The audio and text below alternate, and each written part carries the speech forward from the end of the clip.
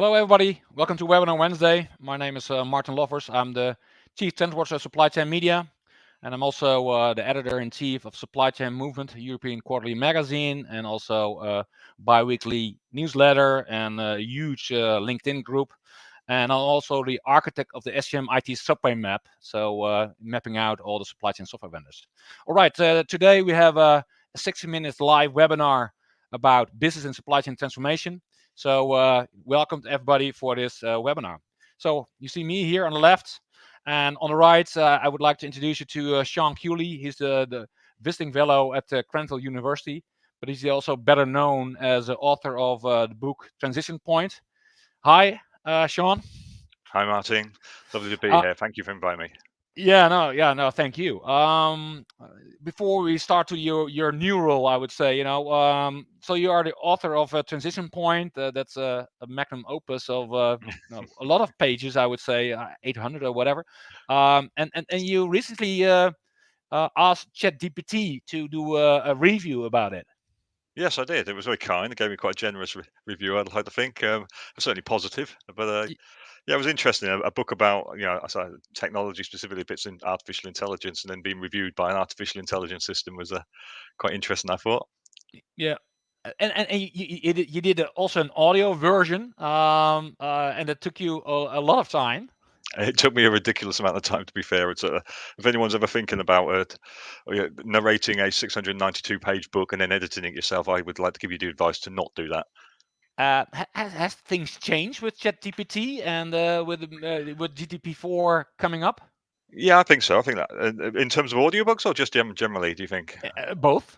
Well, I think in terms of audiobooks now, I mean, I think had I did that now, I think the quality of sort of text to voice systems means that I probably would have maybe considered more using some systems to do that rather than myself narrating it. I know people like to hear the author narrate it sometimes, but it would have certainly saved me quite a considerable amount of time, Yeah. certainly in the editing suite. But I think.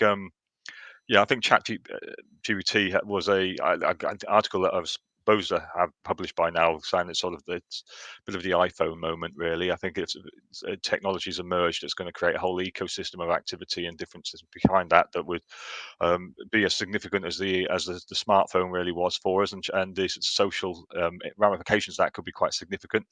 I think the fact that it was followed so incredibly quickly by GPT-4 and the sort of multimedia capabilities of that and the video of that it means it's probably a bit more than that. I'm astonished by the numbers of companies that have already started to emerge that have using it for various things. I think this is a wave of change that's about to hit us that's going to be quite significant. And I think in terms of the sort of economic ramifications of that, I think it's going to generate a lot of wealth. In terms of the social ramifications, I think a lot of white collar workers and creative people who thought that robotics and AI would come for the blue collar worker are probably now feeling a little bit uncomfortable, and the plumbers and the electricians are probably feeling a little bit smug because there's going to be some Yeah. time before we see their work get replaced by something like ChatGPT. We'll talk about it later because we have interesting frameworks to discuss later on. Um, are you still planning on writing a new book, or is it more like articles, or are you planning to do a summary written by ChatGPT? Do you know what? I hadn't considered that, Martin, doing this. I think it's certainly when I watch some of the videos coming out of sort of the Bing chat and the tools like that about being able to summarize very large annual reports and stuff. I wonder what its potential would be to sort of summarize a book of my size of that sort of size. I'm sure I'd be able to do a decent job. I'm still intending to finalize the second edition. I think there's significant changes since I wrote that back in 2008 that I'd like to incorporate in that. I think I can do a better job of articulating some of the arguments I make, and in fact, a lot of the things that I wrote about have now since come true. So some of the stuff that people read and go, yeah, that sounds a bit fanciful, have now gone, yeah, okay, you were right. Yeah. So I also understand, and we'll talk about it a little bit. I also now done a lot more research around sort of the drivers of change, the sort of waves of change, Kondratiev waves, as we talked about, and the sort of different phases within that. And done a lot more research around some of the people who have especially spent their life dedicated to understand that, like Carlota Perez from the London School of Economics and stuff, and really understand the sort of different phases in that cycle and where we are. And as we traverse through it, it's scary how accurate it is. Actually, Yeah. it is quite scary. So your book was published in 2018. It was. Back end of 2018. That's correct. Yeah, Yeah. right. So and your new role, and we get also later on about that. You're also head of supply chain at the manufacturing center. That's correct. The right manufacturing technology center. Technology center. Sorry, yeah. Yeah, But no we get to problem. that. I realize it's wrong on the slide there. No, it's the Manufacturing Technology Center. So this is the effectively one of a series of what are called catapult sites that are scattered around the UK. This is by far the largest. It's basically sits, and I'll talk about it later, but it sits in what they call the valley of death between academia and industry. So technologies have a very something called a technology readiness level. Yeah. And the sort of the readiness levels, the sort of tier 1 to 3, is really sort of in the minds of an academic person about, can we do this? And then you've got the things that have been industrialized, which is, we can see them in practice in different businesses around there. And in the middle, there's a sort of opportunity for a sandpit to exist, effectively a skunk's work, if you want to call that, that looks at taking these ideas, out of academia and places like that, and actually seeing whether or not we can actually make it work. And we have a large number of members, people like Rolls-Royce, BAE Systems, We'll get to people. that point. Yeah, Oh, okay. yeah, yeah. I'll hush at that point. Yeah, right. Yeah. So some rules. This webinar will be recorded, and the PDF will be made available because we have interesting frameworks also to use internally. The audience is on mute, but feel free to ask questions along the way. So you have your Q&A functionality on the right hand side, as you can see. Okay, you can use the chat function, but please use the Q&A function. I will track the Q&A function with the questions, and I will ask the questions immediately if it's in line of what Sean and I will be discussing. If not, we have a Q&A at the end.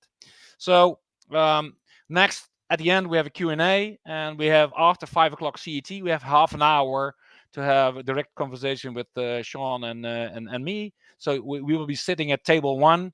So we have a 30 minutes after talk. So we have an opportunity to talk to you directly. So feel free to join us. And if you click on a chair at table 1, a kind of Zoom meeting will open up in this environment in AirMeet, and we can have a direct conversation. So as of this point, Sean and I will be putting off our camera. Why? Because you can enlarge your screen, and then you can have a better look at the slides. So and now Sean is trying to find the camera button in the middle of a row, and then he's putting off. All right.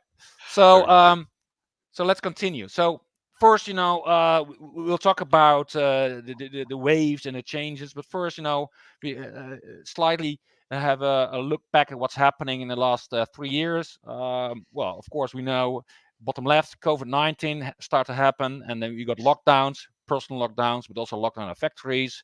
So, and then as a result, a lot of shortages on one hand, but also a boom of e-commerce. For two reasons: people could go to hotels on holidays, etc. So they ordered stuff. So a lot of laptops, PlayStations, you name it, hardware. So that was going off, also leading to a lot of shortages. And then fuel prices going up, and also transportation prices going up. And later on, we get to the inflation part, and we also saw a decline. But and then also declining e-commerce. E-commerce is falling back because of the retail stores are opening up, and now we see, we talk about recession. Will it happen or not? And then 1 year ago, another major disruption happened in February 24th. The war in Ukraine, terrible stuff. Unimaginable in happening in Europe, but it's happening. As a result, gas supply was shortages, but now things have changed, and we saw a massive inflation, and that will lead to a decline. And you see that people are buying more white label goods, and well, the brand, the well-known brands are being hit. But on the other hand, still some good financial figures in last year. But we'll have to see if these ripple effects, will lead to a recession or not.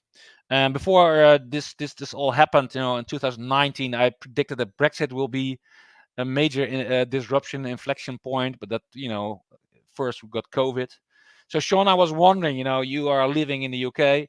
What Hmm. is the impact of Brexit, and how do you place the Brexit and the other disruptions in this framework? I think Brexit is a change, and therefore it becomes change generally of a significant nature where it impacts multiple businesses becomes an issue. I think it's causes extra regulation around import and export, which has to be processed but didn't before. It's obviously caused some quite significant, I guess, political arguments. There are a lot of people who didn't want Brexit to happen, and there are a number of people who wanted Brexit to happen, and they don't seem to have made peace with each other just yet. To be fair, but in terms of the impact on your everyday life, I don't really see it or feel it. I mean, there are unfortunately a lot of opportunities to blame everything on Brexit that goes wrong. If you're very much anti that, then I guess every time you go in and you don't see strawberries on the shelf, you blame Brexit. Every time the fuel price goes up, you blame Brexit. So I think it's very difficult sometimes to distinguish the myth from the reality. But if you look across a number of European countries at the moment, they're all going through this disruptive period, as we'll talk about. From Hmm. Paris, there's our streets are on fire, and Netherlands, you've got farmers protesting streets and blocks. So I think there are issues everywhere, but it's brought extra complications to the supply chain. I think that you can't deny that really, and that in itself creates delays, and delays obviously tend to slow things down a little bit. Yeah.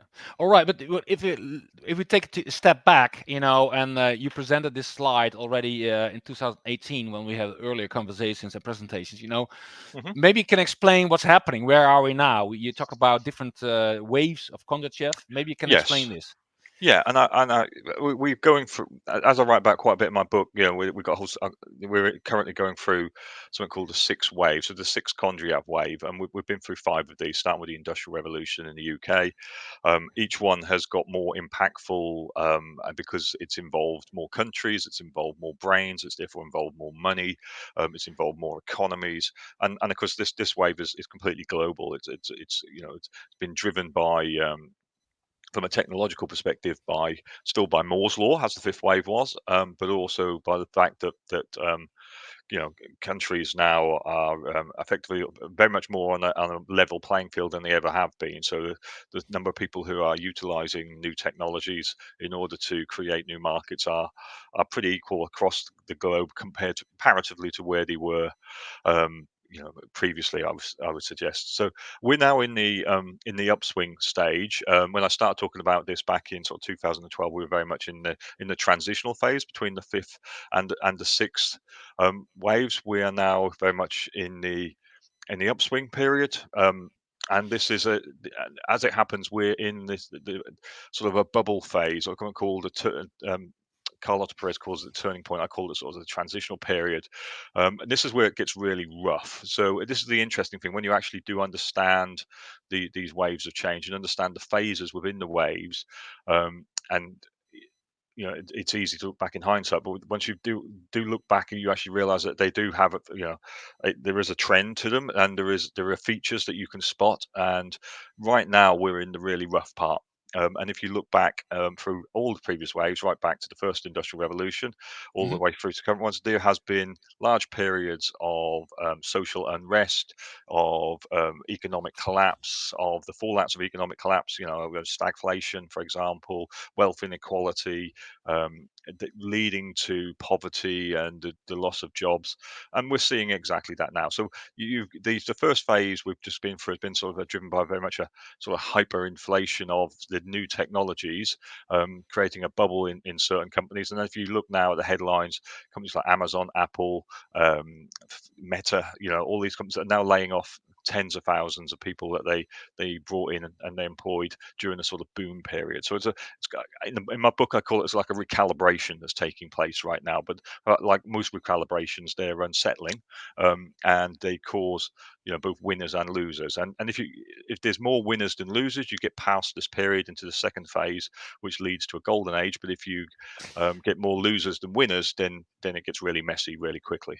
We get to there, but first, looking at this slide, with the fifth wave, that's the wave about information technology and communication technology, And the last, I would say, 15 years was all about efficiency, taking the last cost out. So if you look at this slide, um, you were getting into the saturation phase.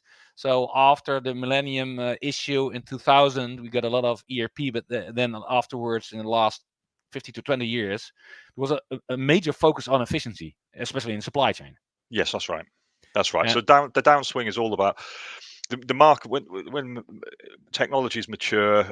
Money generally tries to find new ways to make money, and it moves away from the real economy of industry and into um, just more financial products, things like subprime mortgages, for example. But it's also driven predominantly by organizations trying to get more profitability by lowering costs. So there's almost a lack of innovation in that phase and yeah. more about efficiencies. And of course, what we saw was, as China opened up and became members of the WTO, lots of organizations took that as a great opportunity to offshore what they saw as their non-core competencies. In a lot of cases, they also offshore their core competencies as well, and moved them to places where they thought their biggest costs, labour, were cheaper.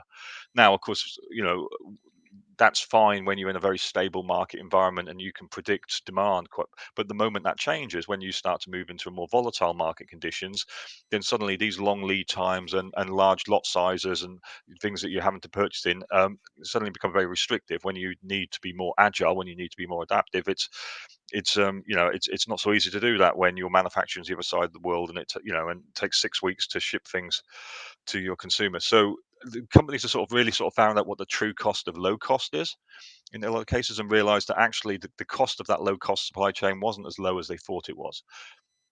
And now, as we have seen in the ripple effects with COVID-19 and the Ukraine war, that's like a trigger effect also to progress in to the next wave, I would say.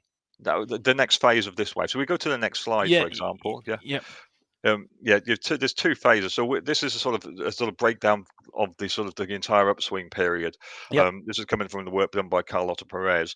It's called the technological surge cycle. So as we go through the upswing, there's actually two phases to this. The first phase is we've got sort of competing paradigms between the old way of working and the new way of working, but it's driven very much by financial capital. So money's looking for easy ways to make money, and you can see that happened out in the boom. In the downswing of the previous way, we had something called an AI winter. So there were lots of researchers working on artificial intelligence and stuff, but no money in there. So there was no investment and no interest because everyone was focusing on trying to, just drive efficiencies and to try and find easier ways to make money. Of course, once the artificial intelligence and tools like that start to prove some sort of value, then huge amounts of investment comes in. It creates a bit of a feeding frenzy. We saw that with things like cryptocurrency, for example. yeah. It overinflates. Bubbles burst, and then suddenly you realize you're in this sort of what do you call it, the transition period or turning point, where effectively the bubble bursts and things get really messy, and that's what we're going through right now. And if you just press return again, you'll get this. Then we move into the second phase. Once we come out of this, what we'll see is that actually, a lot of these technologies will now become established, and the ones that haven't will just sort of slip by the wayside. Some of the companies will also have not made it through this period. And then we traditionally, if we go into a sort of a golden age, so La Belle Epoque at the end of the sort of 19th century, we're driven by Paris, but also the 50s in the US, for example, in the motor industry, Hmm. Silicon Valley in the 80s and 90s. You get that sort of a golden age for that particular wave, a golden age of computers, a golden age of automobiles, those sorts of things, golden age of steel. So whatever's driving that particular wave, what technologies are underpinning it, reaches a sort of a golden age, which generates a lot of wealth. And then the market starts to be maturing on this. And if you look at the bubble creation, a bubble burst, we have seen it last week with the Silicon Valley Yep. Yep. Bank and Credit Suisse, also an example. So we are right in the middle of this transition point, this turning point right now, to Yes, me. yeah, And we're exactly in that. It's been really interesting for me because I obviously, wrote about something that hadn't really happened in this no, wave, and then to go through it and just sit there and go, yeah, all of this was predictable. It yeah, was and also, all predictable. you already wrote about stuff, and we'll get to that point, with ChatGPT and AI, and I said yes, that will happen, and yes, we will go to a hockey stick with exponential growth. But now with ChatGPT in the end of last year and GPT-4 within a few months, we get to this hockey stick. We get to Mm. this point that it's going exponential, and we've seen ChatGPT, 100 million paying users already. So that's incredible, Yeah, and yeah. and and that's happening right now this week and last week. I think it's almost unprecedented, wasn't it? It reached 1 million users in, I think, 4 days, 100 Hmm. million in 6 weeks. I mean, Yes, that's completely and unprecedented. now also already paying users within a few weeks. That's incredible. Correct. Uh, I mean, the business model behind that. I mean, the cost per transaction for OpenAI is significant, so it has to monetize it. Yeah. But one point, and now after this we get some examples of phase one and then phase two. But we have to point out, some companies won't make it, and I already said it years ago. But they don't understand. They think, oh no, it's hard to think that our company won't be there in a few years. No, they won't go bankrupt, but they will fade away. They will be bought, or they go hmm bankrupt. So hmm in the end, creative destruction is about a lot of companies won't make it in the next decade. No, no, they won't. And as I've been talking around the world on this subject for years now. I've been really sort of warning organisations. If you're not part of the creation, there's a very strong likelihood you're going to end up being part of the destruction. Yeah, And that doesn't necessarily mean your business no longer exists, but it might mean that the market that you think you had no longer exists, and you yeah, become a niche player in that, and yeah, or that you're acquired by a bigger player. And we have countless experiences of this. Of everything from sort of your sort of Netflix versus Blockbuster, the Instagram versus Kodak, all these sorts of examples that get used again and again. That sort of indicates that if an organization isn't attuned to the market and attuned to the technologies that are being developed and thinking about how that can create a new value proposition that can deliver more value in easier ways to its customers, then someone else will think of that. yeah. All right. The whole topic of this webinar is about business transformation and supply chain transformation. So Mhm. let's have a look at the two phases, and you have examples of both phases. Yeah, So that's right. Yeah, I mean, this is really interesting. I think I didn't quite appreciate it to the depth that I do now when I wrote Transition Point, and it's one of the areas that I spent on. But really, I mean, even in the industries where I work now, I mean, I work with some of the manufacturing technology center works on the bleeding edge technologies, it's trying to make things work that have never worked before. But you can see that phase one, it was very about new ways to do old things. So as I talked on things about additive manufacturing, 3D printing, for example, yeah, really what we're talking about here is about trying to use a new technology in order to manufacture something that we already made, but make it in a more efficient way. And that's really kind of how companies have used that. It's very much an efficiency mindset. So we've got, how do we digitize our business yeah, rather than how do we digitally transform our business? Phase two comes in, and that's actually new things, new ways. So if you look at ChatGPT as an example, I mean, the opportunities that give could to completely rethink the way you do business, completely rethink what is a resource for you. The moment you may be thinking it's just a human being, but now potentially we've got this artificial intelligence system that can do general things. There's an AGI, it can do, and the G stands for general. We've not had that before, so that enables businesses to really start to think about doing something completely brand new. And there's multiple elements of that. So if you look at the nature of the waves and what drives the waves, there's sort of four major different technologies that are involved in it. Um, Sort of new ways, new power sources, for steam, and then obviously electricity. Now we're talking about a whole new sort of renewables. But if you look at sort of phase one, what were we talking about here? We saw massive developments in solar energy and in wind power, for example, and some develop. But actually, these things already existed. So really, all that it was made them more efficient. The efficiencies of solar panels increased dramatically during the first phase, but it was still a solar panel, still trying to yeah, do exactly the same thing. Whereas if you look at phase two, well, I'm where I work right now. We're talking, we're involved in projects on small modular reactors. We're doing some stuff around space solar, capturing solar energy from space and beaming it back down to the UK. We're involved in projects around fusion. These are really dramatically new ways of generating power that will completely transform the world. Really, I mean, you start to get of hydrogen. We're doing a lot with hydrogen, a lot of stuff around that. The ability to sort of create hydrogen just so, it's effectively using water and air. I'm bringing it together. Some real clean energy. These things were played around with in phase one, but didn't really do anything. We were using more efficiency-based technologies, but now in phase two, as we start to move into that phase, I think there's a lot more money going to be poured into those technologies, and we'll really start to see a revolution taking place. And we see that I think one of the best examples of these two phases is transportation. So Yeah. phase one, well, and in fact, if we look back here and use this as an example, here's a good example here of the two phases. So the first phase is really about new inventions that change the technological paradigm. They create something new that we couldn't have before, but there's not yet really an innovation. It really becomes an innovation when it's almost like industrialized and it's used it to do new things. So in the first wave, for example, James Watt, did some advancements to Newcomen's atmospheric engine. He created the steam engine in 1779. What did we use it for? We used it to extract water from coal mines so we could dig deeper. Well, but we were still extracting water from coal mines beforehand, but it was just done by hand and it was incredibly slow and not particularly efficient. So it was a huge inefficiency drive. What really transformed it is when we took that concept, the steam engine, and put it onto something like a train and basically create a whole new transport paradigm. That was the revolution. The age of rail and steel, that was the revolution.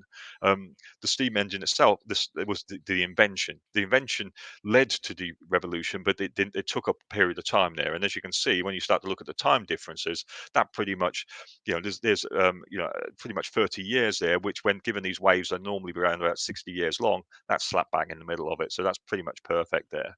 And then the other wave there, if we look at wave three, another great example was, the automotive was invented in the 19th century, back in the 19th century, but it wasn't until, we got into the world of mass production that we were really able to cause a transport revolution. At the start, it was just a almost like toy-like thing available only to the very rich. But the moment you were able to mass produce these items, then you saw the revolution. And we've seen that in this wave as well. So if you think about what is the transportation paradigm shift that's taking place in the first phase, well, it's Tesla, it's the electrification of transport, it's putting electric batteries in. Well, in fact, electric cars were invented pretty much the same time as the internal combustion engine was. I think there was about 5-10 years difference between the two. So it really what's happened is this is the same car on the same roads, traveling to the same destinations with the same number of people, still driven by a human. So it's still a car. It just has a different power source. So it's not really transformed or transportation. It's just made it a little bit more efficient in terms of less fuel. What is going to be a complete transformation is when we start to talk about, really getting sort of level four autonomy, sort of fully autonomous cars. When we talk, hyperloops and tube logistics, vertical takeoff and landing vehicles, autonomous ships, autonomous planes. That's a revolution because, for one, in a lot of cases, it takes the driver out of the equation, Yeah. and secondly, it therefore means that the utilization of the asset goes up significantly because it's not limited by that particular factor. And then if you're talking about something like tube logistics, and I know companies that we work with here, companies like Magway in the UK, but also massive infrastructure project like a Cargo Souterrain in Switzerland that's looking to move pretty much all of the freight off the road and put it underground on big maglev units. And that's a revolution. That changes everything. It's not a more efficient truck. We don't need trucks. Yeah. And if you look at the phases in wave three, it's a wave of, well, if you look at it, 40 years. Will these waves getting shorter? Yeah, they are. They do tend to be. We obviously when we decide to have world wars, that tends to delay them a little bit. So we've not it's not been a perfect sort of bell curve in so much as the time frame, because some of these disruptions, these social interactions lead to conflicts that get out of control, and that's all, of course, the very big concern that we have out in Ukraine at the moment with the conflict there with Russia. And obviously they're very hot off the press recent handshaking with China as well, and Yeah. so that's that's one of the concerns. But ultimately, if we were able to get through these periods without it going into conflict, then yeah, you're seeing them get more. They're getting higher and shorter and more impactful. So they're not just equal bell curves. No. We're involving more brains, more economy, more money.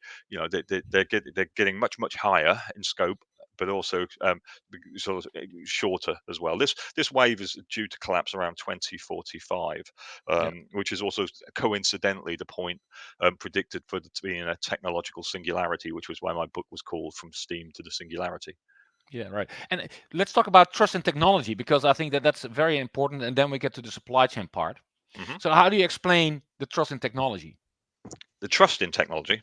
Yeah, and people, the estimation of will technology get us there, and so maybe you can explain Yeah, this absolutely. I framework. mean, it's interesting if you follow something like when I did Amara's law, I think is particularly true. And if you press the next key, Martin, you see the sort of little "we are here" sort of arrow comes down. Yeah, We are very much we're very much in that point where if you look at the technologies in phase one that we saw, we've seen Atlas robots doing parkour. We've seen lots and lots of talk about autonomous cars. We've seen lots of talk about the blockchain. We've seen lots of talk about tube logistics and those sorts of things. Lots of talk about drones deliveries, but we haven't really seen them. We haven't seen any of these things yet. So we go into what Gartner used to call the sort of trough of disillusionment. yep, We've got over peaked expectations and completely disillusionment in terms of there's been no delivery. So we've overestimated it in the short term, yep. and then believe yeah,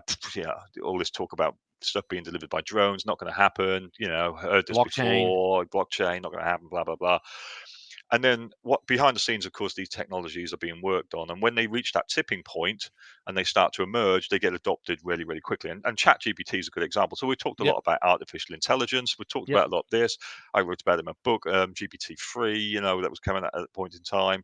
But we don't really see it and you don't see the impact. And then when it comes out, now it's more mature product. Now it's and suddenly the business opportunities become apparent. The adoption rate increases significantly, and you realize that actually your previous estimations of what it were capable of doing is completely underestimated it. And Yeah. we're seeing much new ways to do things. We're using these new technologies that we just simply didn't imagine. No, no. In the book, you wrote extensively about AlphaGo, and Mm, how to beat the computer, and how unimaginable moves from Alpha and the other one. So that was unimaginable. The thing here, we are here, and now we go to an upswing. I think with ChatGPT and GPT-4, now GPT-4 is able to write software, and yes.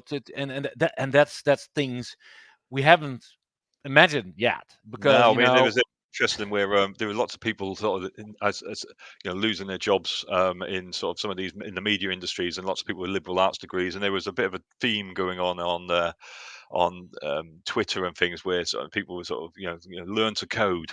yeah. And now you look at someone like ChatGPT and say, actually don't bother. No, Because this but machine can code for you. that will change the world, because with the you've been working at a software vendor, and I've been in the Yep. software world quite a while, and I've seen a lot from 1999, from the year 2K to now. We've seen changing, but you still needed a lot of developers writing code. But now at GPT-4, things will change. So Yeah, in the yeah, end, if you have an idea, and you are able to state it in the right way, GPT-4 can write your code to create an app. yeah. It is scary in some respects. I mean, it's interesting. As I must have done, several hundred keynotes over the last few years, and the general reaction I get from most people is, you've scared me. I'm scared now because, and I try not to sort of, to create a negative emotional response on that. But I think because I present the entirety of what's happening and the different areas it affects, because it's affecting many, people get a little bit overwhelmed by that. But actually, I must admit, when I've been looking at what people have been doing with GPT-4 in the very short time it's been available and its potential, yeah, I'm kind of scared a little bit as well. I'm scared for myself, not really, but certainly from my children and my sons and stuff. When you see this technology, but I think there is always for every wave there's the line I used recently on another webinar was it's a bit like Henry Ford's statement about if you think you can or you think you can't, you are right. I always tend to think if you see this as a threat or you see this as an opportunity, you are also right. If you see it as a threat, you'll behave like it's a threat and probably won't get the value from it. But if you perceive it as an opportunity, then you'll look for ways to utilize that. But I do think there are a lot of people who do work, who are economic agents because of the things that they write or the things that they read or the things that they go through, that these sorts of systems will quite easily replace, obviously, effectively for the cost of electricity, Yeah, or the subscription fee to OpenAI. yeah, but I was reading an article in the Financial Times of the Netherlands this morning about the governments and the tax departments, and they were looking for a lot of people, and there were a lot of knowledge being lost in the next decade, aging populations. But I was thinking, GPT-4 will handle it. They will. There is no threat about not getting new government people in it. GPT-4 will do a lot of stuff, Mm. and we will have to cut down a lot of rules in the Netherlands. One rule in, one rule out, but better. One uh, two rules out, one rule in. ChatGPT will find the way to do it. That's my conviction. But we have Yeah, to be creative in a different way. I think that's the key. I mean, that's the underlying theme in every wave, is that it gives you the opportunity to be creative in different ways, to create different value propositions, to delight your customers in new ways. And it's the risk is those companies that don't take that opportunity to rethink how it could potentially, add more value and get weighed down by the baggage of their organization, be that their culture or their existing infrastructures, or just their top down hierarchical nature, and aren't quick and agile enough to consider how this might disrupt their business models. Yeah, yeah. And now look at, you have talked a lot about how the supply chain will change. So maybe you can take us through this slide. Yeah, yeah. This is when I've presented over the years, and in my book as well, and I think I did a series of articles on this as well back in the day. Um, I think this is, I've always sort of said that, look, the future supply chain is going to be pals. We're moving away from, and we have moved significantly away from sort of the world of sort of mass production, mass marketing, one size fits all kind of products, to really trying to use data to understand who your customer and consumer is, and really understand their needs, and create much more personalized and configurable products, services, and experiences to them.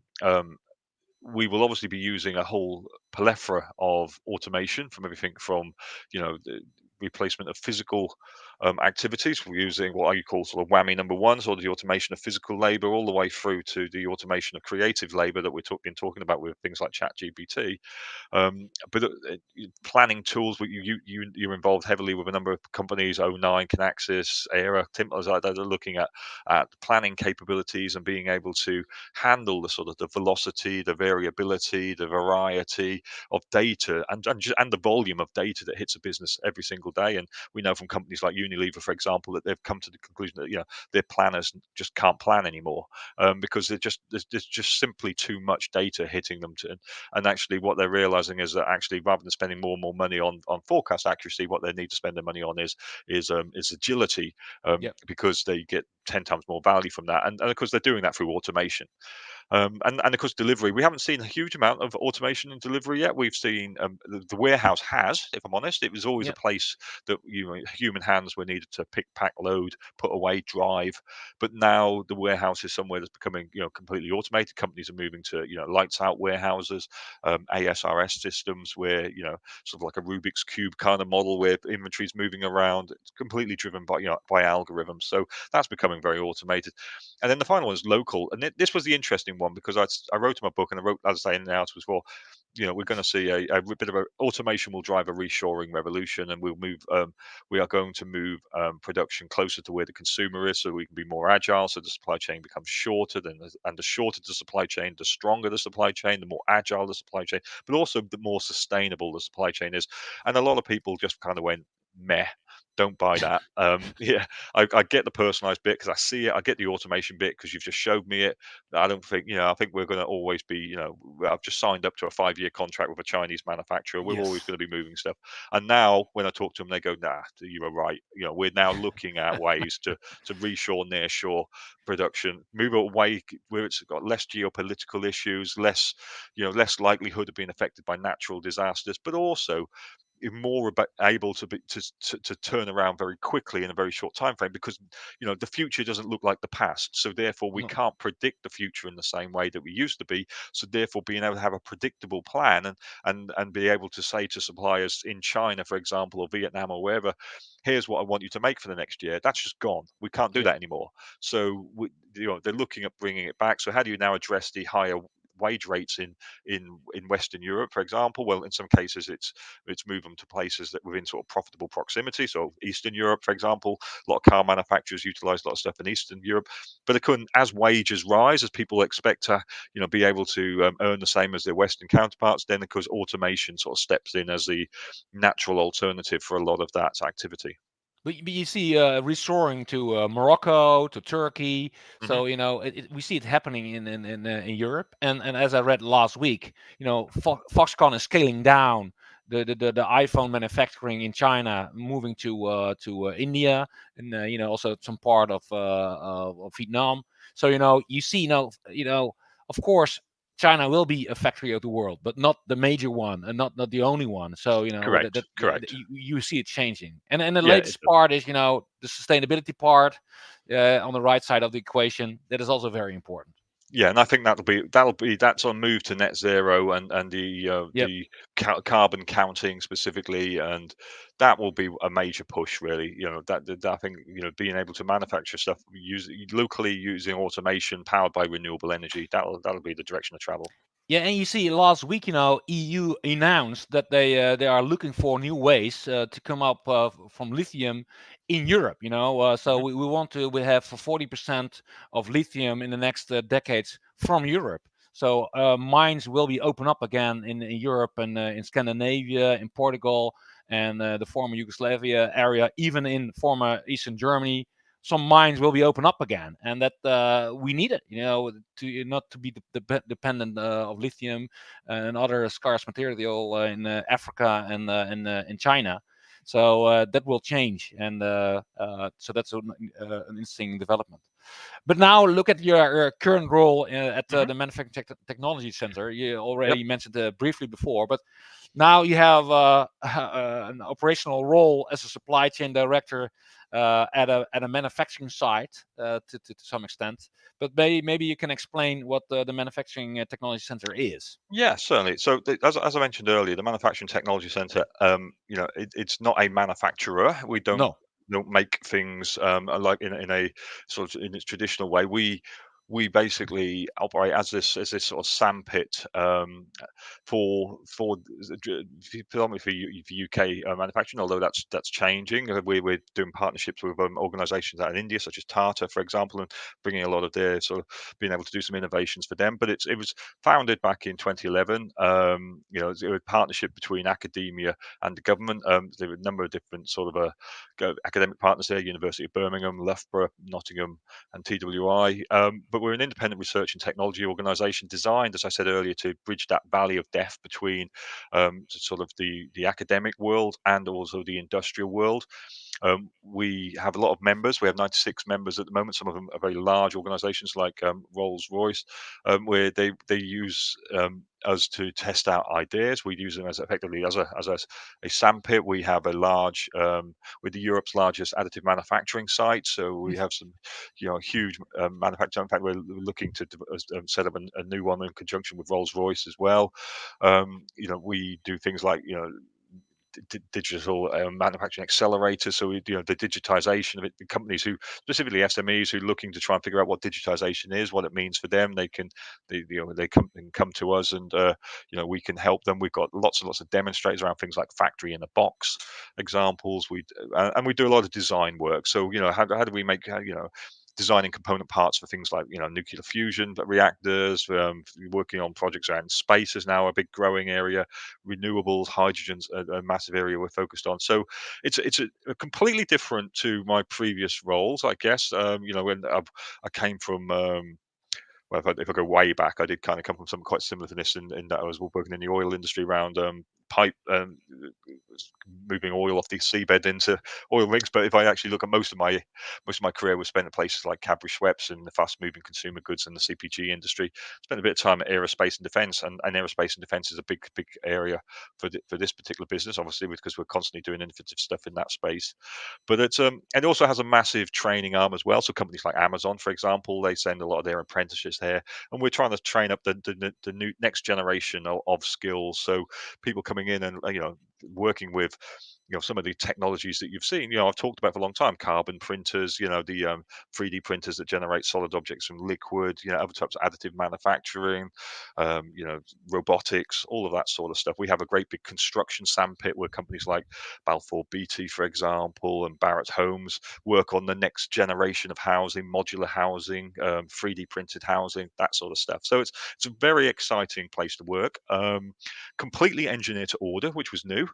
And my job's really to transform the back office, i.e., the supply chain and all the functions, to make sure that the innovative stuff that we do at the front of house gets carried out behind the scenes. Yeah, we get to that later because there are some challenges ahead, and then we get to the topic of business transformation and Hmm. supply chain transformation. So briefly, here you have the Valley of Death. On the left side, you Yep, have the that's right. universities, and you have the manufacturing technology center, covering on the right side, applied research, and there's the Valley of Death, and to the right, you have the application of technology within the industry. And here you have on the left-hand side the catapult sites, Hmm. different areas, like you mentioned. That's right. And so some well-known names. MTC is there, but also WMG, Warwick Manufacturing Group. And on the right-hand side, you see different kind of technology areas. Um, yeah, and that's quite of interest. But maybe this is good to know. This is recognizable for our audience in supply chain. They are in certain areas. They have different technology markets on the left-hand side, and you also see defense and power and energy. And in the middle, you see the key technologies. Maybe a bit of explanation before we get to your challenging roadmap for the next years. Yeah. I mean, I think this slide sort of sums it up really. We've got a number of different industry sectors, so we're split into industry sectors. So people are focusing, understanding the challenges in aerospace, in construction, in infrastructure. So projects like HS2, the massive new train line that's been built between London and Birmingham at the moment that's destroyed the village I live in. They've that they happen to they're one of our sort of members. They're doing a lot of work here, figuring out new ways to do sort of major infrastructure projects. Defence and security is obviously a massive part of this organisation. Space is and grow really exciting, growing thing. When we talk about lithium, and sort of the asteroid mining, things like that. That's coming. I'm seeing sort of projects and design work and conceptual stuff around that. Power and energy is obviously huge at the moment. Electrification, renewables, hydrogen specifically at the moment. There's a lot of people interested in that. So you can see these different sectors, but then within those, there's key technologies, some of which cut across all of them. So additive manufacturing, for example, could potentially be in every one of those markets. Same with advanced tooling and fixturing, automation, robotics, those sorts of things. So we see lots of really cool technology here. And my job, really is to make sure that we're able to procure these systems and bring them in, on time in terms for the project to be successful. So I see the sort of primary aim really for my job is to understand, the business objective, and then to make sure that we deliver on that business objective, and that also that business objective is aligned with our customers' objectives. So Yep. being able to ensure that I think the biggest value I can bring really is to shorten the project life cycle, and sort of make sure that there aren't delays waiting for stuff, there aren't delays going through contract negotiations, there aren't delays, while we're trying to figure out, how to get that particular machine in order to deliver that project here. So I'm moving by some very exciting stuff. I mean, I'm currently shipping over something called a Speed 3D cell from Australia that's been working out with the Australian Army about, and this is effectively, metal additive manufacturing on the move. So it's been used out in the field of battle to effectively, manufacture spare parts for tanks, armored vehicles, whatever, and out in the field. So my previous life working for aerospace and defence, you used to be incredibly frustrated that it would take huge amounts of time in order to be able to do spares and repairs. And I used to be very very vocal, almost to my detriment, I would suggest, probably, in saying that actually what the customer wants here is not a spare or a repair. What they want is an operational vehicle, and if you can figure out how to make that vehicle operational as quickly as possible, then you're going to drive a hell of a lot more value. And these sorts of technologies are really sort of centered around that. How do we make that vehicle operational again? Because across that hill there's someone who's probably trying to kill us, and we need to get moving. And normally in the ETO engineer to order environment, you let stuff fly in every time. Whereas if you actually look at it, do you need it tomorrow, or could you plan it in That's a really advance? good point. Yeah, that's, I mean, one of the things that I've found since I've joined here and I've come in to do a transformation job here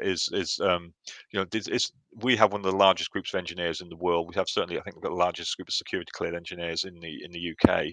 And engineers are great at engineering.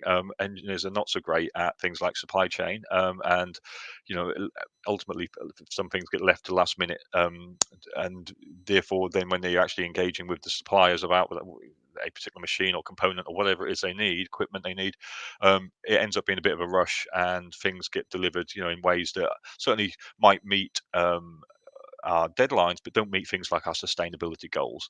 I found that we were air freighting far too much stuff. And it was just interesting why every time someone contacted me about some customs issue, it happened to be at Heathrow, for example, and sort of light bulb moment goes on, that you realise that most of these things are being air freighted in, and actually, I see my job as being able to get using a new team that I've set up, a strategic sourcing team, to get ahead of the curve and being able to understand the requirements at the very start, the ideation stage, so that we can, go through strategic supplier selections, identify who we're buying the goods for, make sure they meet our sustainability goals, and also that we use modes of transport that allow us to get the goods here in time, but also without, adding, extra levels to our sort of scope 3 emissions, for example. Maybe, and this is the major slide about the whole webinar, I think, because this is about your phases going through the business and supply chain transformation. Maybe you can lead us through this slide. Yeah, this is I mean, if anyone, I don't know if anyone's on the call who's actually ever been in any programs that the transformation programs I did as a transformation expert. Yeah, and I've had a line that I've used in all the transformation projects. Says, you can't control what you don't understand, and you can't improve things that you can't control. And therefore, it's very difficult to innovate if you're not able to control, understand, or improve what's going on in your organizations. And this is kind of the mistake a lot of businesses make, as they jump to innovation. They see these new technologies and they jump to innovation without really having a good understanding of, what their business strategy is, what their supply chain strategy is, what's causing the issues that are preventing them from delivering that strategy, how to create control in their supply chain, so how to create a sort of a level of stability, and therefore, you're building on a bed of sand. You're adding extra complexity, technological complexity, onto an organization that's probably very functionally siloed, and doesn't have a clear understanding end to end of exactly what we're trying to achieve. And in these organizations, you traditionally find sort of one size fits all supply chain model, and maybe a collection of different metrics. Usually cost features very much as being the predominant metric that most people are interested in. But there's a lack of understanding of two things, really. One of which is, who are our customers and what do they value. Secondly is, what is our business strategy in order to deliver those values to those customers. And I guess there's a third one as well, which is understand the root cause of the issues that are affecting performance, that are stopping you from delivering on these strategic goals to these customers. So without that understanding, it's very difficult to create control, and without control, it's very difficult to make any real long-standing improvements. And if you can't do any of those things, it's almost impossible to really have any real sustainable innovation. So this is a sort of line that I've used for many times. And although you can't control what you don't understand, and you can't improve what you're unable to control, the reverse is true. Understanding enables control, control enables improvement, and improvement usually opens up a whole variety of new, innovation opportunities, including things like new business models and new value propositions that you can now successfully develop, knowing that you're building on solid foundations. And I've used that approach here in the very short time I've been with the MTC, and I've created sort of a four-stage transformation plan. Stage one, the understanding stage, really of sort of, it fits into what I call protect, which is almost to protect the business from itself, because we've got a large number of engineers who are going out, thinking on the engineering project. They're very myopically looking at their project. and no one was really looking at the organization as a whole and sort of collecting the different requirements. And before you buy that new robot, have we got an existing robot that we could use, and we can maybe change the end of arm tooling or change the control system that prevents you from having to buy a new machine and wait for that shipment time? Could we have something that we could do some rapid prototyping on using existing equipments, those sorts of things? So I'm doing a number of things around moving them away from just a pure procure to order environment for everything, because it's an engineer to order business. So every project previously looked at what they needed and went out and procured to order whatever they need. And I've gone back and said, do you know what, guys, this, and gals, I should say, um, there are a lot of things here that every project uses. We use things from lubricants to, and different types of oils, to deionized waters, to, tooling, that every project would potentially use. And I'm also thinking about, how do I get to a world where we can engineers can engineer and innovate as can innovate. So I see my job as being able to provide capabilities for Hmm. this business to engineer faster and innovate faster. So, and I can only do that if I myself, my team understands, where this business is going, what this business strategy is, and what projects are we working on moving forward, so that we can get ahead of the curve and be a lot less reactive. Yeah. So that enable phase really is to enable value to the business. And then once we can do that, I'm looking at sort of orchestrating amongst the other Catapult sites, because they're probably in exactly the same situation, and they're also buying, I should imagine, very much the same sort of stuff. And then on really my long-term vision for the MTC is that this our internal supply chain becomes a showpiece in itself. So when we go to the outside to say, this is what a world-class supply chain looks like, although admittedly in an engineer to order environment, they come here and they see my digital twin, and they see my decision control tower, and they see how we run things. So to turn the inside of the business into, as much a showpiece as some of the projects that we do. Yeah. All right. We have only 4 minutes left, and but basically I will explain this and connect it to the MTC. So this is our strategy compass we have developed in already 6-7 years ago. You have your customer needs in the middle, and going in a certain direction. Going north, you have product leadership. Going southwest, you have operational excellence, and going southeast, you're going to the customer intimacy area. So we have your Apple and your Tesla in the north, your Amazon and BASF in the orange environment, operational excellence, and you have your red area, you have your customer intimacy like Cisco and Starbucks. And I think that the MTC, your world, is Sean, is on the right hand side, the Cisco area, engineer to order Mhm. environment. So that's the thing. Don't explain this too much, but you have to connect your business strategy, the three, with the supply chain types. On the right Absolutely. hand side, you have your engineer to order. On the left hand side, you make to stock, your Amazon world, you have it. So this is my take how to explain it, and this is on a company level or a divisional product group level. So companies have to decide one strategy, and to excel in one of them, and maybe they can have another one if they are already winning in one area. So that's what we have done. And then we get to the trend compass, your mega trends, your innovation drivers. Same purple, blue, and red area. The business strategy, but you have different kind of innovation. Getting to your fourth phase, you have product innovation connected to product leadership. On the left hand side, you have process innovation connected to operational excellence. And on the right hand side, you have a service innovation, your customer intimacy. What you mentioned with the MTC, you have to listen more closely to Mhm. your partners, who are paying your bill, especially in the engineer to order. You have to be very close. And what we said, look at proven innovation. So going to product innovation, you have blockchain only happening in expensive environments. And it makes sense. Serialization in the pharma world, you see happening. So blockchain in a low margin area failed, like Maersk and what was it? IBM was showing out. That doesn't happen. But process innovation, RPA, is very successful in the last 5-6 years. Machine learning and transfer planning to cut out costs is very successful. And on the right hand side, you see 3D printing of customized products, like BMW with the motorcycles are doing, is very successful. And a lot of apps for real time ETA in the wholesale environment is very successful. So my point is, these kind of tools will guide you where to look for innovation in a different way. Um, Something to add from your side on this?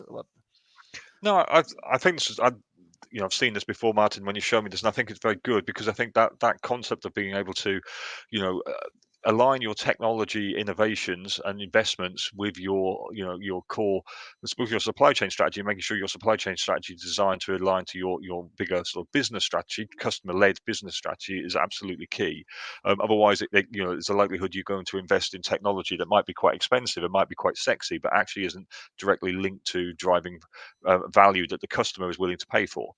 Yeah. And so I think being able to look at, and I like the blockchain particular example of looking at where, you know, it- is that applicable everywhere, or is it likely to have different values based on the type of product and the type of strategy that you've got, really? And I think the understanding of that means that we don't look at it as a generic thing. We actually target it specifically, strategically target it to what it is we're actually trying to achieve here. And that's very useful, I think, when you're looking at the different products that you might have, because you might have some commoditized products and you might have some that are actually very high value, and that helps you to see which part of the organization, which supply chain segment, and is effectively most suited to that particular technology. Yeah, right. So we can talk a whole hour about this, but we don't have the time. So basically, my latest thing is, you have to visualize ecosystems. Otherwise, you don't know where to start, or where to start on sustainability and digitalization. So supply chains are not linear anymore, from raw material to manufacture to end products and end usage. No, they become circular. You have a plethora of key holders, stakeholders in it. In the gray area, you have your NGOs, your banks, your social media also involved. So be sure that you visualize your whole ecosystem. Well, to wrap it up, and of course we have an extra 30 minutes. So if you don't know where you're going, any road can take you there. Like a ship. You're going adrift. So take a North Star. So fix your course on a star, and then you'll navigate any storm. Leonardo da Vinci. So use the strategy and tactical compass to choose the right strategic route. For Q&A, unfortunately, we're out of time, but we have an extra 30 minutes. So, please join us if you have questions, if you want to discuss stuff with Sean and me in the lounge. So right after this, within a minute, Sean and myself will be take a seat in the lounge at table 1. For one thing, save the date. There's a lot of stuff about innovation and the transformation on our Innovate Supply Chain event on May 11. So, save the date and claim your ticket. And this is the former commander-in-chief of NATO forces in Afghanistan, and he will talk about innovation, leadership, and how to do scenario planning. And a part of that, there will be a lot of startups and scale-ups over there. So this is for the actual webinar right now.